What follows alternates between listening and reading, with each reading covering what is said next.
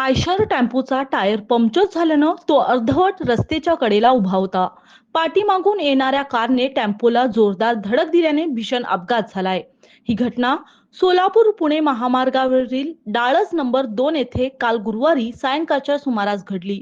या अपघातात अदिती अमर हातेकर वय 25, त्यांचा 2 वर्षाचा मुलगा जय अमर हातेकर आणि सखुबाई ईश्वर गेजगे वय 60, सर्व राहणार सांगोला जिल्हा सोलापूर यांचा जागीच मृत्यू झालाय.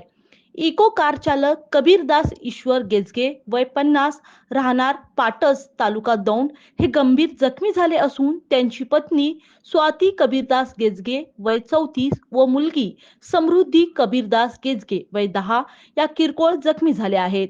जखमींना तातडीने उपचारासाठी रुग्णालयात दाखल करण्यात आलं आहे.